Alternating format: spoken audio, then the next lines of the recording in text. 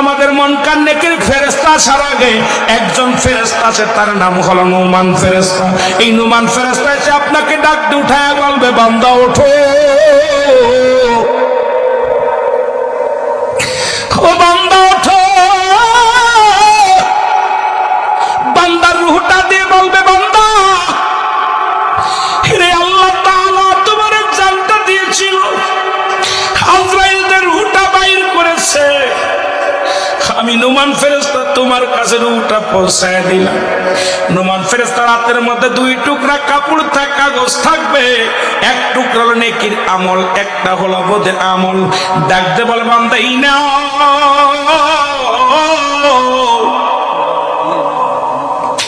তুমি 50 বছর 60 বছর 80 বছরের জিন্দেগি রে বান্দা, কত অন্যায় করছো বান্দারে, তুমি সারা জীবন তুমি কি করেছো? তুমি 80 বছরের জিন্দেগি এলাম বান্দা হাতের মধ্যে নিয়ে থাকবে শুধু আমল আর আমল। বান্দা বল, ফেরেশতা নুমান ফেরেশতা ডাকতে বল, বান্দা লিখে দাও। আমি কলম পাবো কই?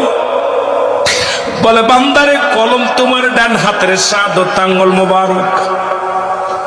হে মুসলমান, এই আঙ্গুলটা সুনখার আঙ্গুল না। আমার দেশে অনেক আলেমরাও ভুল করে, আঙ্গুলের মাথায় সুন লাগায়। এর কবরের ভিতরে আঙ্গুলটা হবে তোমার কলম।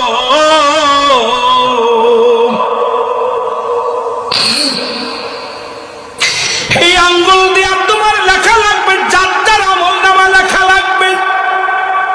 কেরামন কাতিবিন যে আমল নামাগুলো লিখে রাখছে, এগুলো তোমার নিজ হাতে লেখা লাগবে প্রতিটা বান্দার। বান্দা বলবে, আমি কলম পাইলাম, এখন কালি পাবো কই? ফেরেশতা বল, বান্দা কালি তোমার মুখের থুতু মুবারক। এই মুখ দিয়া কত বিড়ি সিগারেট টান দাও, এই মুখ দিয়ে কত হারাম খাও, এই মুখ দিয়ে গালিগালাজ করো, এই মুখ দিয়ে মানুষকে কষ্ট দাও, এই মুখের ভাষা এত খারাপ, এই মুখ দিয়ে মানুষকে ছাড়ি দাও, মুখ দিয়া মানুষকে কষ্ট দাও, এই মুখের থুতু মুবারক হবে তোমার কালি।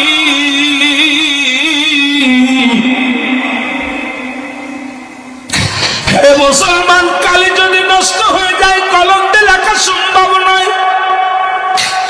মায়ের পেটে থাকতে নাভির সঙ্গে, মায়ের নাভির সঙ্গে তোমার নাভিটা জুড়া দিছে, ওই কুরক্ত খাওয়ায়া তোমার 10 মাস 10 দিন লালন পালন করেছে। আজকে দুনিয়ার মধ্যে আইয়া সেই মুখে গাঁজায় টান মারো, বিড়িতে টান মারো, মদের মধ্যে টান মারো, গাঁজার মধ্যে টান মারো, ইয়াবা খাও, ফেন্সিডিল খাও, এই মুখে মানুষের কষ্ট দাও, মুখে গালি দাও, এই মুখের থুতু মুবারক হবে রে বান্দা তোমার কালি। বান্দা বলবে, আমি কালি পাইলাম, এখন কাগজ পাবো কই? ওই 3 টুকরা কাপড়ের কাপড় দেওয়া হবে রে।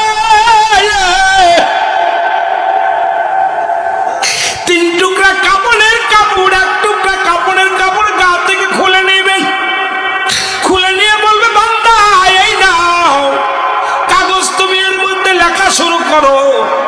বান্দা সেকেন্ডের মধ্যে কম্পিউটারের মধ্যে লেখা শেষ হয়ে যাবে। এবার হাত থেকে ওই কাপড়ের কাপড়টা টানতে খুলে নিবে। 3 টুকরা কাপড়ের কাপড় প্রতিটা মানুষের দেহের মধ্যে দেয়া হয়। এবার বান্দার দ্বিতীয় কাপড়ের কাপড় টানতে খুলিয়া বলবে, লও। এবার হাতের মধ্যে আর একটা পত্র দিয়া দিবে। এই বান্দা, তুমি 80 বছরের জিন্দেগি কোথায় তুমি জিনা করেছিলে, কোথায় তুমি বেগানা মহিলা নিয়ে আড্ডা মেরেছিলে, কোথায় তুমি শালিকে নিয়ে আড্ডা মেরেছিলা, কোথায় তুমি বিয়েনকে নিয়ে আড্ডা মেরেছিলা, কোথায় তুমি রিসুটে যায়া কোন মহিলা নিয়েও দুষ্টুমি করেছিলা, কোথায় তুমি পরক্রিয়া করিয়া পরের বউ ভাইকে নিয়ে গেলা, কোথায় তুমি দুষ্টুমি করলা, কোথায় গাঁজা খাইলা, কোথায় তুমি মদ খাইলা, কোথায় তুমি নামাজ ছেড়ে দিলা, কোথায় তুমি জিনা ব্যভিচারে লিপ্ত হইলা। বান্দা বা ডাকতে বলবে, ডাকার সঙ্গে সঙ্গে চিৎকার মেরে বলবে, ফেরেশতারা আমি এই অন্যায়গুলো করি নাই রে,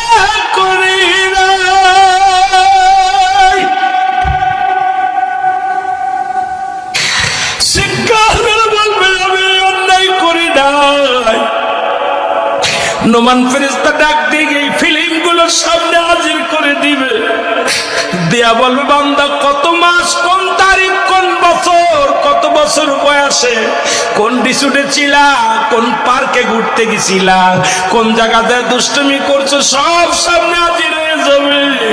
বান্দা চিৎকার মেরে বলবে আসালি,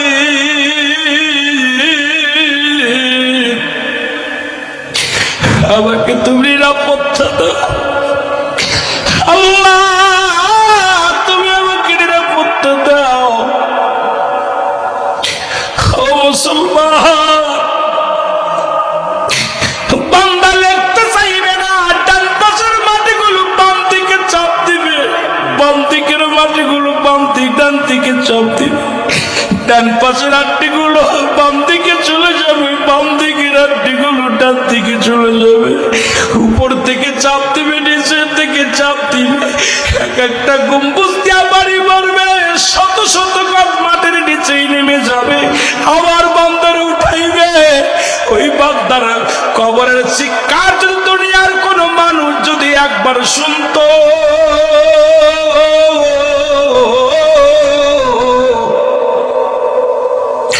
এই দুনিয়ার মানুষগুলো হাত ফেল করে মারা যেত।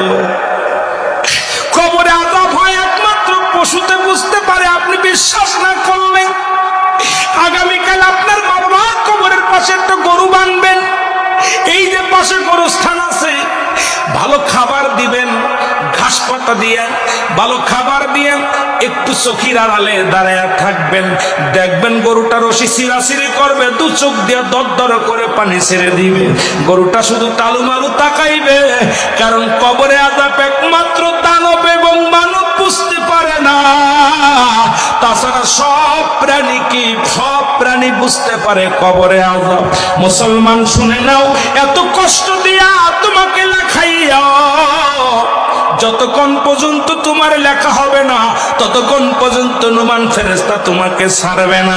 তোমার স্বীকারোক্তি তোমার নিজ হাতে বাংলা পৃথিবীর বাংলার জমিনে যেমন আসামি রিমান্ডে নিয়ে স্বীকারোক্তি করে, তার রিমান্ডে দিয়া যারা রিমান্ডের আসামি তারা জানে স্বীকারোক্তি কেমনে করতে হয়।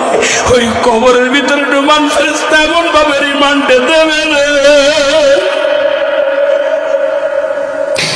এক একটা আমল তোমার নিজাতে লেখা ছাড়বে।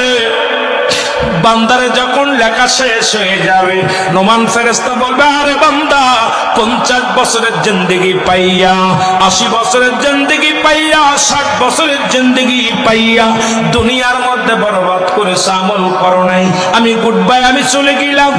মুসলমান, একটু পরে তোমার কবরে আসবে মুনকার নেকির ফেরেশতা আসবে রে মুসলমান। যদি বদ আমল বেশি হয় এটা তার গলার মধ্যে লটকায় দিবে, ভালো আমল হলেও তার গলার মধ্যে লটকায় দিবে। মুসলমান, নোমান ফেরেশতা যখন কবর থেকে বিদায় নিবে,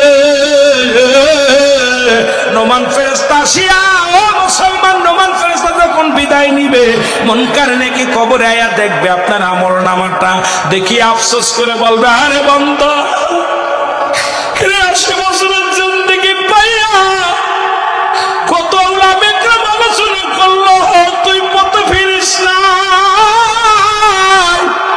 সুন্দর জীবন পাইয়া অবহেলাই কাটাইলি, তোর জন্য 7টা জাহান্নাম খোলা থাকবে রে মুসলমান।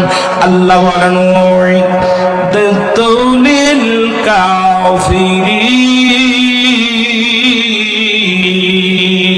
কাফের বেঈমান মুনাফিকদের জন্য প্রস্তুতি করা থাকবে 7টা জাহান্নাম।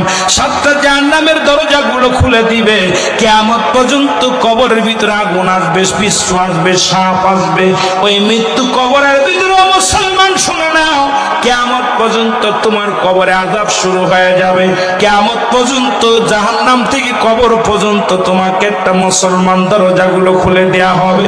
জাহান্নামের অগ্নিকাণ্ডগুলো কবরের ভিতরে চিরদিনের জন্য আযাবের মধ্যে থাকবে।